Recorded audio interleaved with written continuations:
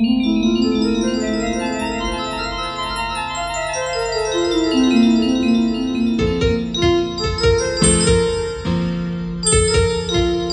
ఛానల్ను సబ్స్క్రైబ్ చేసుకోవడానికి subscribe button press చేయండి. పక్కనున్న బెల్ ఐకాన్ను క్లిక్ చేయండి. హిందూ, ముస్లిం, క్రిస్టియన్, ఇసాయి అందరూ కలిసిమెలిసి ఉండాలి.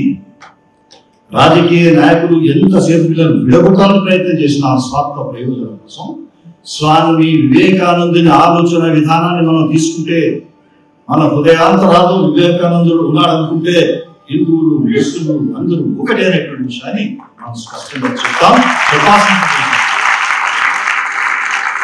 ఈ హిందూ సాంప్రదాయక సౌగంధాన్ని మన పక్కనే ఉన్నటువంటి ఒక దేశంలో చూస్తాం.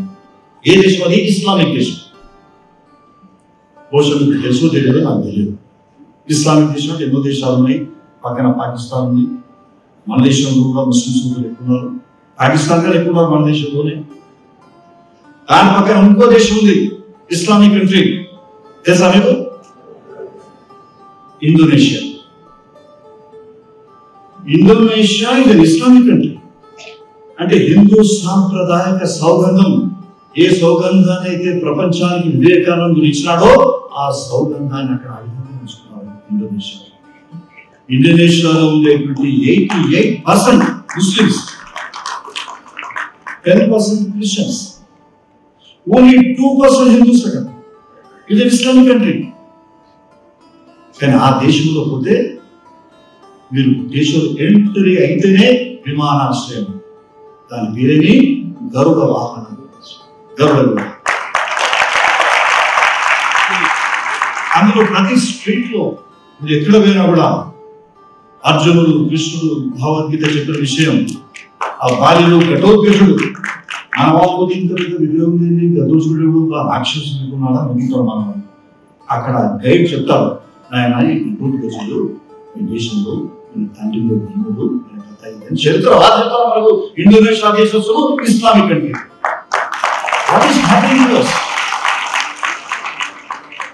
తర్వాత ఇండోనేషియాలో టూరిజం బాగుంటుంది. బ్రహ్మ, విష్ణు, మహేశ్వరుని ఫోటో టూరిజం. సీక్రెట్ డాక్యుమెంట్స్ ఏవైతే ఉంటాయో వాళ్ళ గవర్నమెంట్, ఆ సీక్రెట్ డాక్యుమెంట్స్ లో ఎంబ్లం ఏముంటుందంటే ఆంజనేయుని ఎంబ్లం ఉంటుందండి. అక్కడ బ్యాంక్ కరెన్సీ, ఇండోనేషియన్ బ్యాంక్ కరెన్సీలో మన విఘ్నేశ్వరుడు వినాయకుడి ఫోటోగ్రాఫ్ అమౌంట్. మన హైదరాబాద్ లో మనం ప్రింట్ చేద్దామా, భారతదేశంలో వినాయకుడి బొమ్మతో మన కరెన్సీ తీసుకుంటామంటే తీసుకుంటాం. మనం ఎంత మరి ఇస్లామిక్ దేశంలో ఉంది, మరి మన దేశంలో ఉంది. మనం అందరూ ఒకటి అన్న దేశంలోనే గణేశుడి బొమ్మను ముద్రించలేని పరిస్థితి. అంటే దీన్ని అర్థం చేసుకోవాలి, వాళ్ళ నుంచి నేర్చుకోవాల్సిన. అందుకోసమే మనం ఇతరులకు చెప్పడం, మంచి భాషలో చెప్పడం, వివేకానందుని భాషలో చెబితే ఈనాడు ప్రపంచవ్యాప్తంగా చికాగోలో జరిగినటువంటి ఆ స్పీచ్ ఈనాడు మొత్తం ప్రపంచవ్యాప్తంగా ఏ విధంగా ఉందో మనం కూడా మనందరం కలిసిమెలిసి వివేకానందుడు చెప్పినటువంటి విషయాలను రెండు చేతులు మనం జోడించి అందరికీ చెప్తే అవకాశం ఉంది. దాన్ని తీసుకోవాలి. మిగతా జీవితాన్ని కూడా ఈ విధంగానే వివేకానందుడు ఏ విధంగా అయితే స్టాప్ నాట్ అన్నాడో అదే విధంగా ముందుకు పోవడానికి